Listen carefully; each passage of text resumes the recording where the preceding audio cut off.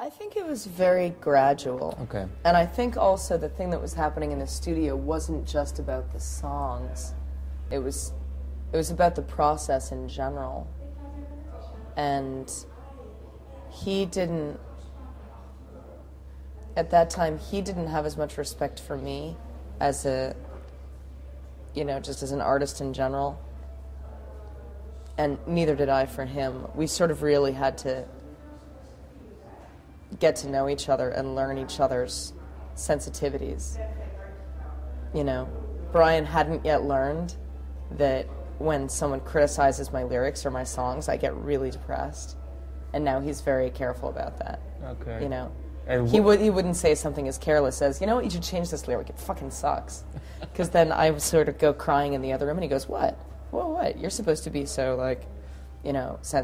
whatever. And it's just learning those little things that you learn about people, what you don't criticize, what you can criticize, how to do it, how to package a criticism if you need to make it. We were just both like bundles of raw nerves going into that studio. What did you learn about him then, the way you should treat? Mostly to make sure that he could voice his full opinion.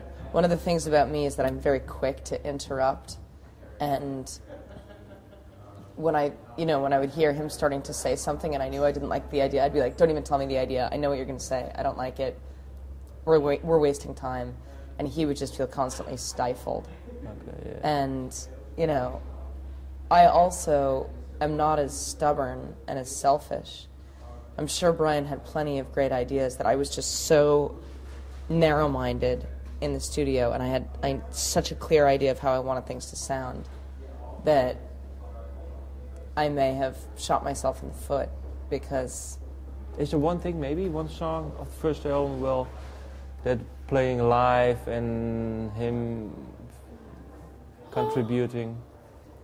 Well, no, because I actually have to say I'm really happy with the way the record turned out. There's not a song on it that I'm unhappy with. A lot of the decisions that we made together, we look back and we say, like the sound effects in Coin Operated Boy and Missed Me were sort of like, well, they're kind of cute, but they're not as... hearing that song live is much more powerful. So, it's hard to say.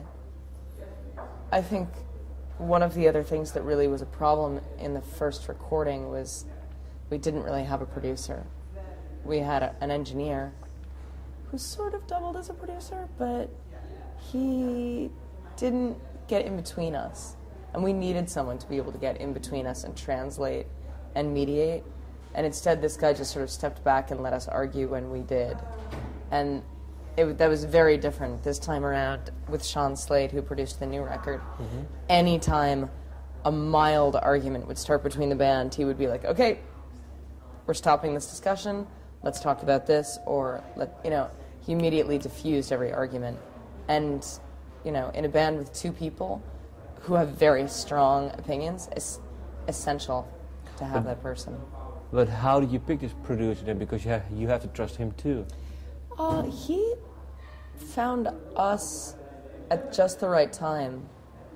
I knew that he was a big producer in Boston because a friend of mine knew him, and I got his address, sent him a record, said, I've heard that, you're a big deal and you're in Boston and you should know about the band. And he came to see us live when we were still very small and local.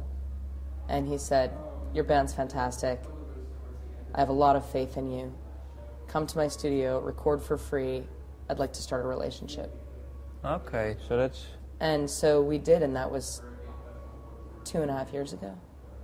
And he just knew. He knew that we were going to have to put out a second record. And so we just started a relationship. We started talking all the time. We started getting to know each other, and we really liked him. He was the right person.